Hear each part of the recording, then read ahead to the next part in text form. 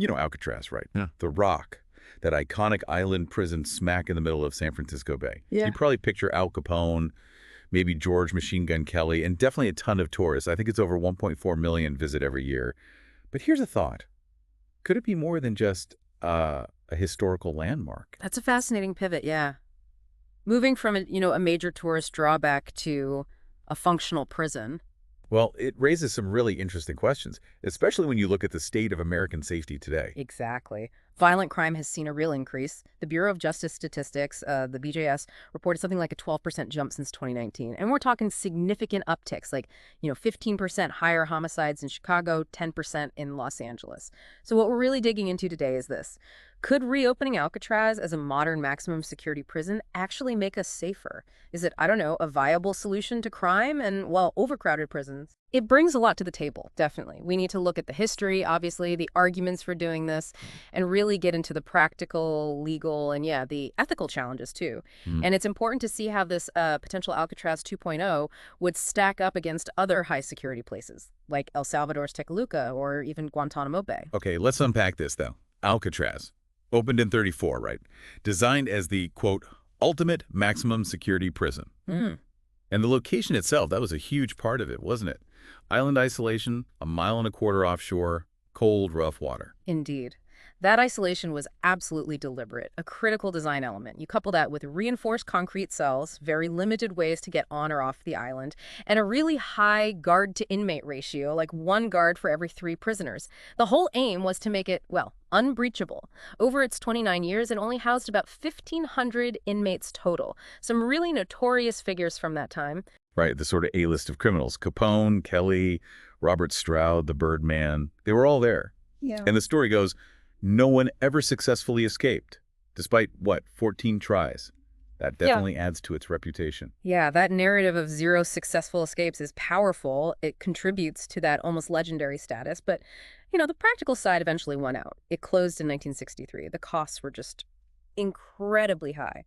$10 per inmate per day. Wow. Compared to just $3 at other federal prisons then.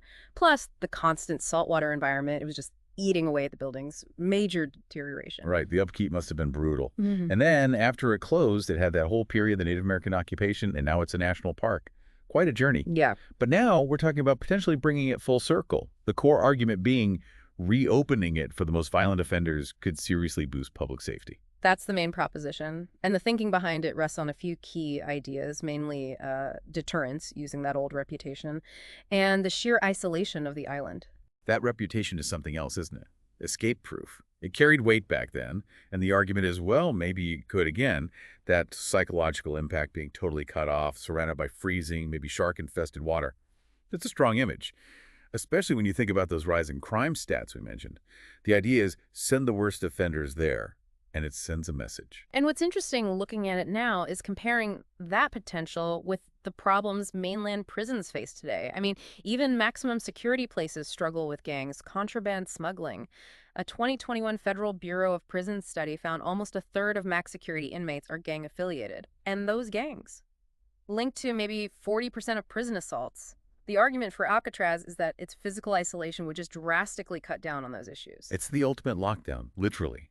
And the comparison to El Salvador's Tecoluca prison is interesting. They supposedly saw a huge drop in gang homicides, 50%, by locking down gang leaders. Could Alcatraz do something similar?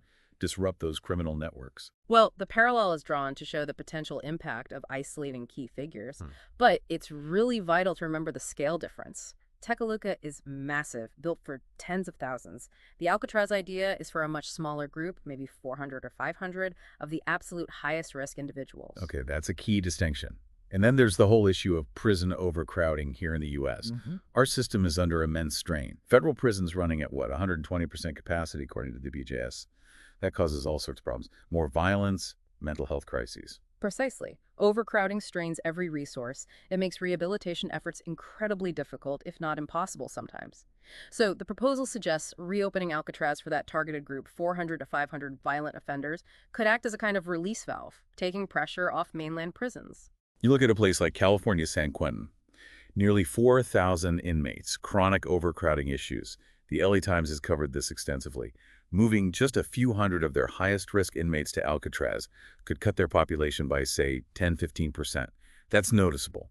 And again, it's that focused approach, not the mass incarceration model of Tekaluka, where there are real concerns about humane conditions. Yes, that targeted strategy is what really sets the Alcatraz proposal apart. It's not about sweeping up huge numbers, but specifically isolating the most disruptive or dangerous individuals. Which also leads to this idea of Alcatraz as maybe a domestic alternative to Guantanamo Bay. Guantanamo has faced so much criticism, right? Detention without trial, alleged human rights abuses, its whole legal limbo status. Yeah, the extraterritorial status of Guantanamo creates huge legal headaches and draws a lot of international criticism, as groups like Amnesty International point out year after year.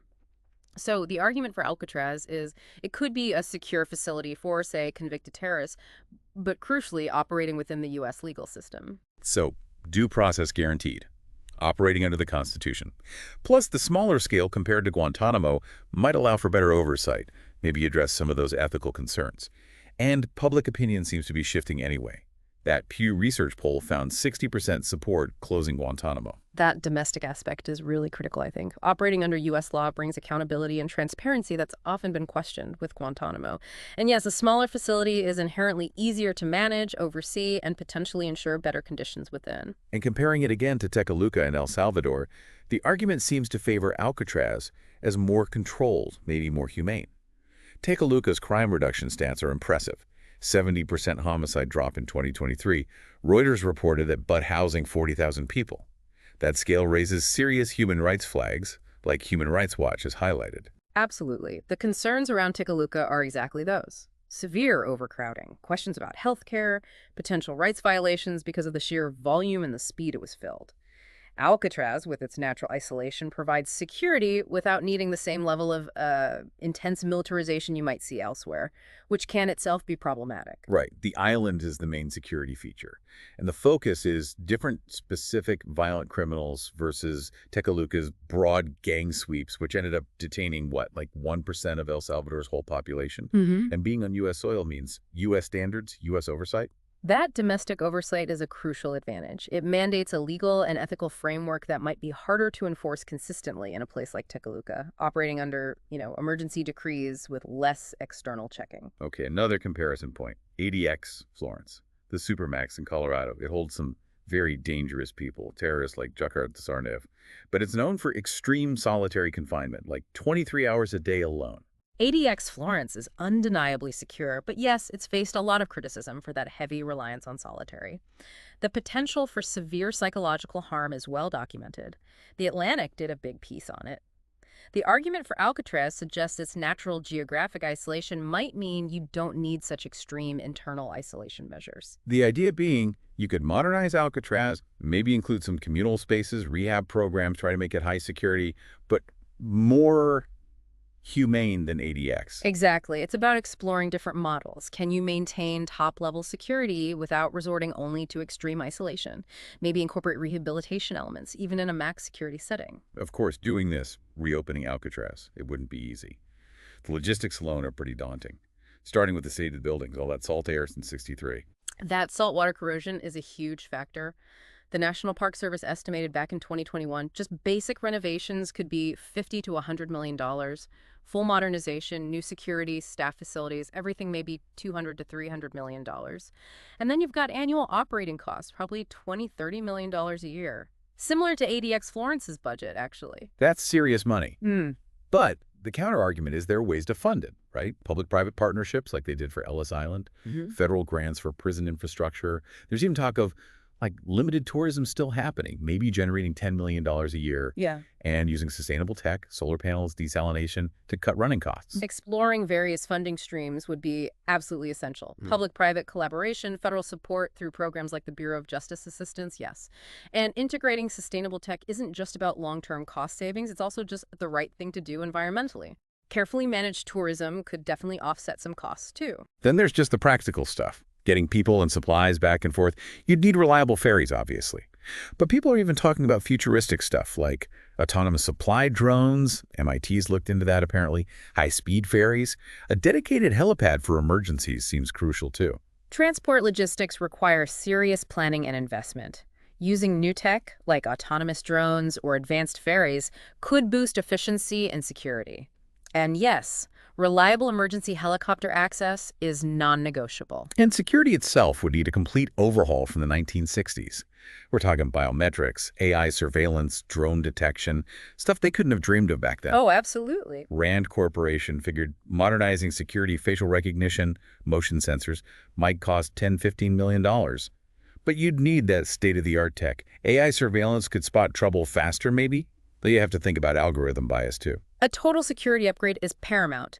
Integrating the latest tech is just necessary to meet today's challenges and maintain that high security promise. Okay, moving beyond the practical. There are big legal hurdles, too. Alcatraz is a national park now. You'd need Congress to act, change the National Park Service rules, and you can bet preservation groups would fight it. The Heritage Foundation, others. They'd argue it desecrates the history. That national park status is a major legal and political obstacle, no question. Getting past opposition from preservationists would need a really strong justification and a very sensitive handling of the island's whole history, including the Native American occupation period. Someone suggested maybe a dual-use model. Keep part public, part secure prison zone, like Fort Leavenworth. And maybe use some tourism money for preservation. And definitely talk to Native American communities, proper consultations, public hearings. The dual-use idea is one potential compromise, trying to balance security needs with the island's historical and cultural weight. And yes, genuine, respectful consultation with Native American tribes is absolutely critical. Their perspectives have to be part of any plan. And the ethical side. Is it just about punishment, or should rehab be part of it? People point to the harsh conditions historically. That's a valid concern. Any modern Alcatraz would absolutely have to comply with the Eighth Amendment, no cruel and unusual punishment. That means proper mental health services, education opportunities, humane living conditions, not just warehousing people. Maybe even borrow ideas from places like Norway's Halden Prison. Therapy, skills training. Studies show that stuff reduces reoffending. Offer programs for those eligible for parole someday. Incorporating proven rehabilitative practices, even within a high-security context, is key, and you'd need strong oversight. Regular inspections by groups like the ACLU to ensure standards are met. So, bringing it back to the core idea, public safety benefits. Does reopening Alcatraz really achieve that? The argument is yes, through deterrence. That reputation. Maybe it scares some potential offenders straight. A Pew study suggested severe consequences do deter some people. The deterrence potential is definitely a central pillar of the argument.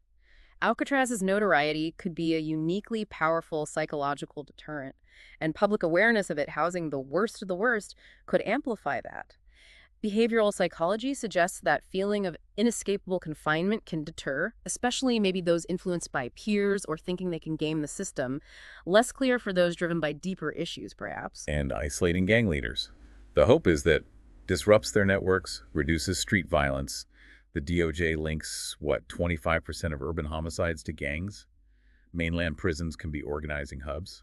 Disrupting gang command structures is a major potential upside. Alcatraz's isolation could, theoretically, achieve some of what Tekaluka claims, but on that much smaller, more targeted scale we talked about. And maybe lower recidivism. If it's secure and has effective rehab programs, we know many violent offenders get rearrested after release. Reducing reoffending is the ultimate public safety goal, right? A secure environment plus real rehabilitation efforts could lead to better long-term outcomes for those eventually released. And finally, maybe it restores some public confidence. A lot of people feel the justice system isn't effective now. A Gallup poll showed 55% view it that way.